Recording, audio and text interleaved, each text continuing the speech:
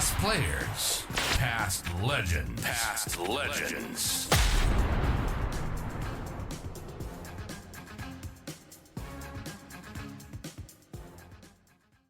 Go through all the roles, the various roles, Yeah, and just you've held almost every role, haven't and you? even just the slight differences. Harps, go through that side of things. Yeah, well, some people they say I get sacked from each one of the roles, but no, not really. I started in player welfare, player development. I did that for 3 or 4 years, and that was primarily looking after the players off the field. But it merged in pretty soon after I got there with also doing some recruiting with James Fantasia in our recruiting network back in, I suppose that was 98, 99, 2000 and 2001. What happened in 2001 was Bill Sanders retired. Stephen Trigg got the job as the CEO. And Stephen came to me and said, I want you to be the membership and communications manager. And I said, mate, I can't do that. Like, I don't even know what a gold membership is. And he said, oh, no, you'll be all right. Just read the book and you'll work it out. He said, you're good with people. You'll be fine. So anyway, I did that for a while and loved it. Did the membership and communications, which was dealing with the media. And gee, that's come a long way. I remember myself and Matt Rodman, he was my sidekick in there. And we used to get on the website of the Crows back then and answer the blogs, sit there and answer blogs with people. And yeah, it's come a long way since then. So we did that. I went from there it sort of expanded into a commercial operations role. So in charge of everything that was incoming. So it was not only membership, it was merchandise, sponsorship and all those sort of things. And we did that for about, I think I did that for just over 10 years. Yeah, you did that for a while, a long time. Yeah. And then went back into the footy operations role. I'm not sure when that was, about 2012. And then that merged into doing the footy administration, the logistics with the team, and the women's team came in. So I got in charge of putting the women's team together and doing the logistics for the men, like the travel and all that sort of stuff. And then the last 3 years, the women's head of women's football's continued on. But the last 3 years, I've gone back into the recruiting, so back to where it all started for me. Now, Phil, So that's where I see you out at. I go out and watch under 18s game, Norwood and all over the shop, and so really at the moment I've loved the women's program since I've been in it, which is now about to go into its 10th season, and I always love the recruiting. So I'm in a very happy place in that I love my role at the footy club. How long did you know before the women's comp was actually going to get up and running? And also how Adelaide managed to get a licence and get in, I think is fascinating. Yeah, well, we didn't inform people about that because I didn't know that full story until researching with you today, Harps. No, well, first of all, how long did we know? It was probably maybe 12 months out that we ascertained that, look, there's going to be this women's competition and it's going to be a goer. So that was fine. And then the next part was, well, how do we get a licence? Our board looked at it and they said, no, we need to be in this. So we sort of did our work with the AFL people, but they basically said, look, South Australia's women's football's pretty weak there, so you're not going to get a licence. So we went back away. Dave Noble was in charge of the footy department then, and we spoke about it. And we said, well, how can we do this? And we said, well, why don't we see if we can gather in the Northern Territory? AFL are trying to develop the game in the Northern Territory. And if we said we'd do it together with the Northern Territory, they might let us in. So that's what happened. We spoke to the Northern Territory people. Michael Solomon was the CEO up there. Wally Gallio was running some of the programs. And we did a joint submission to get a team that would be based in Adelaide, however, run out of both Darwin in the Northern Territory and down here in Adelaide. And I think in that first squad we had, I think the squad was about 27, and there were sort of 9 who were training up in the Territory. Yeah, it's incredible. And 18 who were training down here, including Aaron Phillips from Dallas, Texas, and Jenna McCormack, who'd been playing soccer in Ireland, Talia Radan, who was from Adelaide but was now in Canberra. Yep. So it sort of gathered a group of misfits, but probably our biggest weakness, as in how in the hell are we going to put together a team that's sort of a third of them are training in Darwin and 2/3 of them are training in Adelaide and make them a team and make them cohesive, which we thought would be our biggest weakness, but it ended up being our biggest strength because they were that determined to get on and celebrate with each other and talk to each other all the time. And they became so close knit that, even before that first grand final in 2017, I remember thinking, God, it's going to take a fair team to beat us. But in the meantime, when we first started, I remember Josh Vandal, who ran Yes. he ran the women's football at the AFL. And after we trained for a while and we got Aaron in, and I thought, wow, Aaron's pretty good. And then Noves he went up to what was it called, Mount Newman in Western Australia, and got this girl called Chelsea Randall to play for us. And I watched them train. I thought, we're not too bad. So in one of the conversations with Josh, I said, oh mate, I watched us train.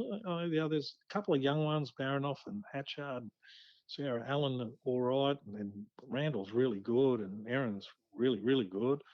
I reckon we might be all right. And he said, no way, mate. He said, you'll be the worst team in it. You beauty. Geez, am I looking forward to giving Vander shit about that too, mate? He said, you'll be the worst team in it. And then I sort of was set back a bit and thought, oh, okay. And then he said, oh, sorry, no. You'll be the second worst team in it. I said, oh, good. Okay. Who's going to be the worst? And he said, oh, you'll be just behind or just in front of GWS. And I said, good. Can we play GWS in the first game? Because at least if that happens, then we'll play away, and then they'll at least come again to the next game, and we'll be all right, and people will come again. So anyway, we ended up winning the whole bloody thing. I remember after round 2, Aaron said we can win the whole thing, and I sort of chuckled to myself inside, thinking, look, I know more than you because I've spoken to Josh Vandaloo, and we're not very good. But anyway, Aaron was right, and Josh and I were wrong. Now, did I hear or see that one of those games was at Theberton, and you anticipated a smallish crowd, and that wasn't the case? Yeah, well, so the first game was at Theberton. I spoke to John Kernahan from the Adelaide Footy League, and I said, can we play at Theberton? He goes, yep, that'd be good. He said, what sort of a crowd do you think you get? And I said, oh, look, there's a bit of interest, so I reckon we might get like 3,000. And he said, oh, okay. And I said, why don't we get, like the clubs that have made this possible, Salisbury North and Morphettville Park and that, why don't we get them to run the canteens and so they get some money back out of it, and you run the alcohol, booze, and we'll have a good day. And he goes, yep. He said, I'll tell them we'll get a crowd of about 3,000 and we'll go from there. Anyway, it was a couple of days before and there was a bit more interest. And I rang him up and I said, Kerners, look, I think I reckon we might get like 5,000. He said, oh, crikey, it's okay, mate. Look, I'll ring all the people and tell them to get a bit more food and drinks. Yep. Anyway, and I think the game was we were playing an early game on a Sunday. It was 11 o'clock or some ridiculous hour.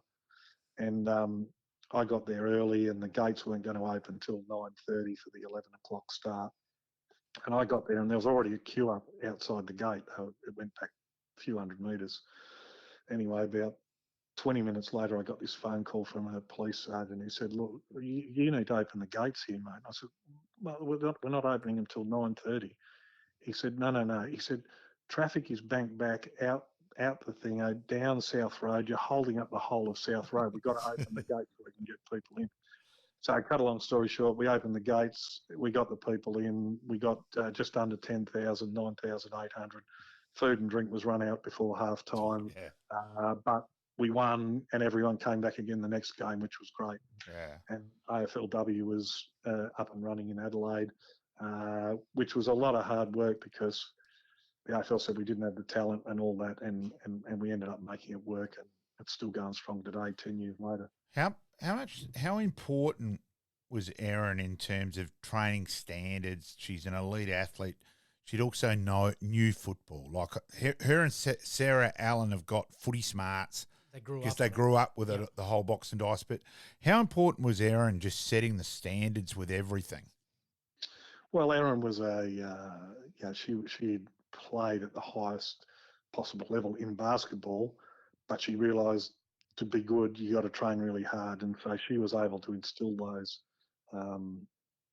that into the players. And that was another thing that was, we fell on our feet there because we had the dual captains. We had Erin, who would set those, make them train hard, and then we had Chelsea. And anyone that's met Chelsea around is one of the best people I've ever met in my life. Yep.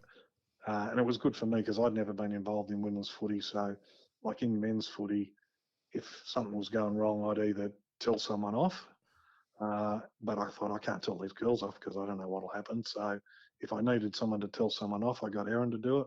And then if, like in men's footy, if things were going bad and someone was having a bad day, I'd put my arm around them and say, "Come on, mate." And then I thought, well, I can't do that with the girls either. So I'll get Chelsea to do that. So I had my good cop, bad cop people. And if I needed someone to get a rev, Erin did it. And if I needed someone to give someone a cuddle, Chelsea did it. And it worked out perfectly.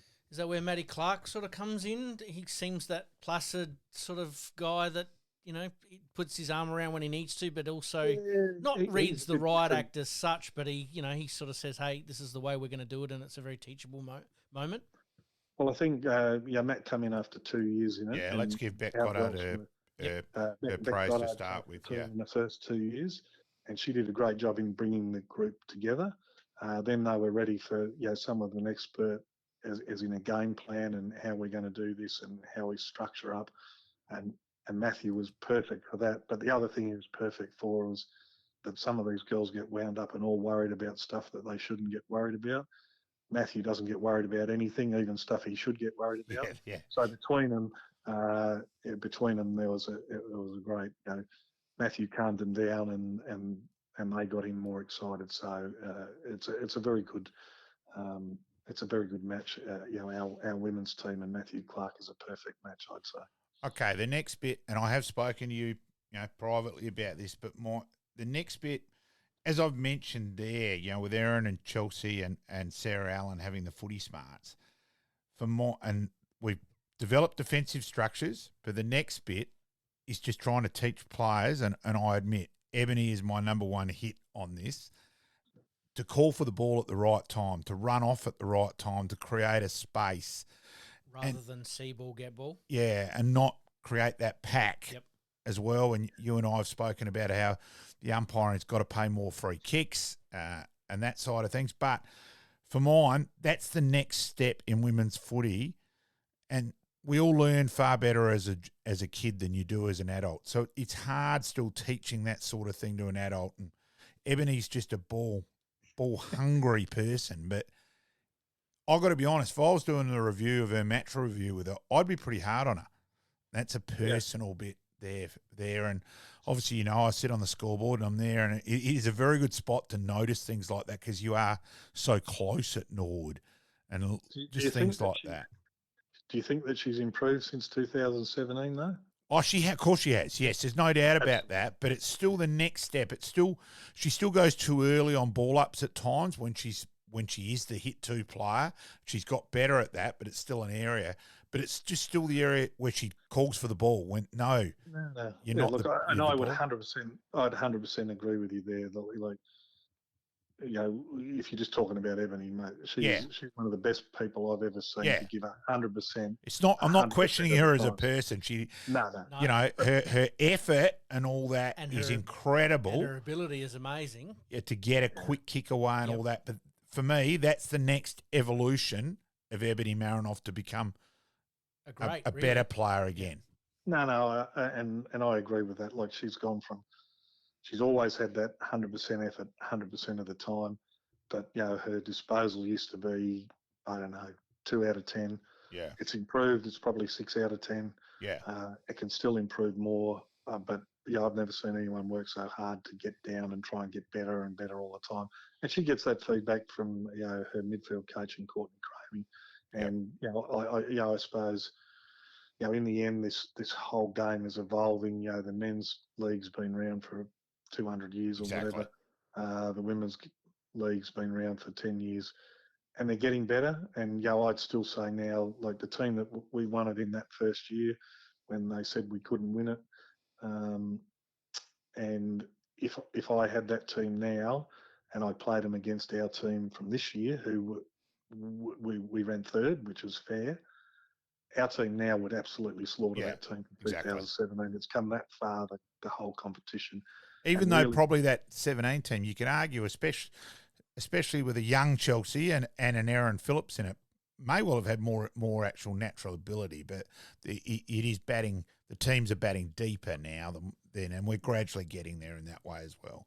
Even though to there be probably honest, wasn't enough talent for 18 yet, no, but we're getting no, there. no, the talent didn't bat that deep, and really there was probably not a great, our game plan in those first couple of years. Let's get the ball and kick it, Just kick it, yeah. as far as we can, and then try and get it again, and kick it as far as we can, and then try and get it again and kick it as far as we can, sort of thing. So, that's pretty crude. It's probably a little bit better than that, but we've come a long way, and really, in those first few years, to me, if you were the best kicking and best ground ball team, well, you probably win the whole thing. Yeah. Whereas now there's a little bit more science, and there's a little bit more science to it, which is great, and it's come a long way. And I'm proud that I played a small part in where it's come from and where it is now. I think I'll remove the small word there, Harps. Yes. Mind you, the game against Carlton, that final there, in terms of also not only the fact there was 50,000 people there, but the standard. I think that's still the best Crows have played that day. Yeah, well, we had a couple of young guns in Danielle Ponter and Eloise Jones who really just came to the fore all at the same time. We still had Erin going at her best. We had Chelsea Randall and Sarah Allen and Anne Hatchard had just came, they were now 22, 23 and were just exploding. So it all fell pretty well for us. We were certainly by far the best side in 2019. But, if you'd said to me, even if you'd said it now that we'll get 53,000 people at a game, a women's game of footy, what an unbelievable it was incredible. achievement that is in itself. And I still remember I was just sitting in the coach's box before the game started and sort of nudged Narelle Smith, who was sitting beside me, and said, "Have a look at that. They've had to open up the second level." And then just as the game was about to start, I nudged her again and said, "They just opened up the top level," and it just kept filling in and filling up and filling up. And to get 53,000 people there, what a great thing for women's footy. What a great thing for South Australia. And it was probably one of my proudest days at the Adelaide Footy Club. That I'm part of this, and 53,000 people have come to watch and play. How good's that? Do you think the competition grew just a little bit too quickly, or was it important that all 18 teams had a women's team from a club point of view? Yeah, it's an interesting one. It did grow quickly. Was there enough talent to go around? Possibly not. But I was on the competition committee then, and my philosophy was this: that I felt that my club, and I wasn't talking about, I was talking about for the good of the game because I was on a competition committee. Yep. I thought my club became a complete club when they got our women's team in. And so, therefore, I didn't think any other club should be excluded from having a women's team and being a complete footy club. Absolutely. So that was my philosophy. So I was one that voted for, look, as soon as you think there's enough talent around, put them in, get them in. Now, if I was just talking about the Adelaide Footy Club, I would have preferred, no, keep Port out for as long as you bloody can. We're getting all the best players from South Australia, and we'll continue to be good. But really, what is best for footy in general is that every club deserves a women's team at that level. And now there's 18 in there, and they're getting stronger. You saw Port get stronger this year. You saw Hawthorn rise up the ladder from 15th to third or fourth or whatever, the second in the end of the minor round. So that would suggest there's enough talent. And if I look at this year's draft that's about to come up next Monday, there's probably 20 players in there that I think we could pick, and they would help make our team a better team next year straight away. And there's a few other speculative players. Whereas in those first years there was maybe one or two from each state, and then it sort of died away a fair bit. But the ones coming through now, they were whatever 9, 10, 11-year-old girls when this competition first started in 2016, 17. Now they're 18, 19, 20-year-old girls who've played through a whole pathway, who didn't have to, like, Denny Van Hagen, who I coached in Auskick and at Happy Valley Primary School till she was in year 6. Then she had to go away and play soccer for 7 or 8 years before she came back as a 17-year-old and started playing footy again in the women's competition in the Adelaide Footy League. So now there's a pathway for the next Denny Van Hagen to go through, or the next Chelsea Randall or whoever. So no, it's been a great thing. It's a great thing for the game. The competition's just dropped off, recently in the numbers, but that was going to be a question there. Yeah, there was a bit of I suppose there was a bit of a novelty at the start. Then it dropped away slightly. Then COVID hit, and it was a real battle to just keep it going. It's picking up. We've got a core group of supporters who, Malcolm, you'd see at Norwood every time we get 3,000 or 4,000 every game at Norwood. I'd love to get that number up to 7,000 or 8,000, and hopefully we might be able to do that in future years when we get to Theberton.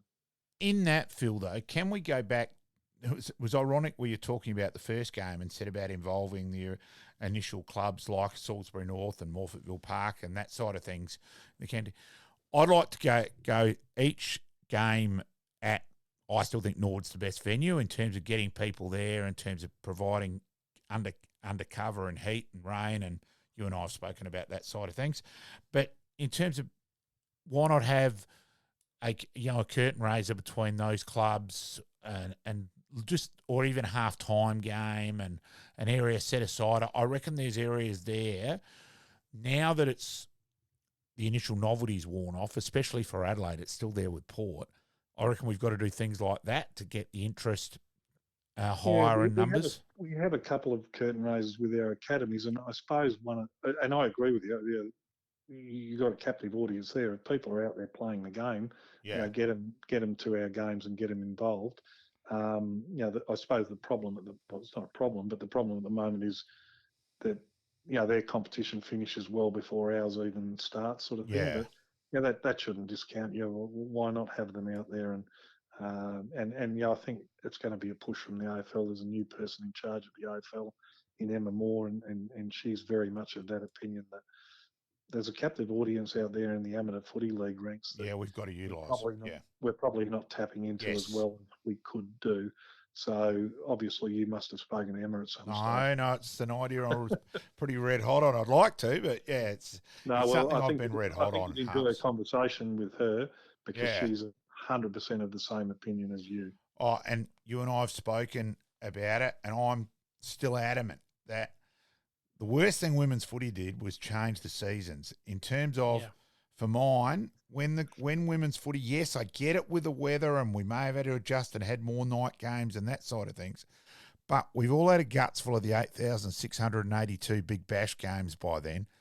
And February, you actually got some, and you could get some publicity and not get hidden in the men's comp. And I reckon it's bloody hard. You're playing. Liking this podcast? Please like, rate, and subscribe.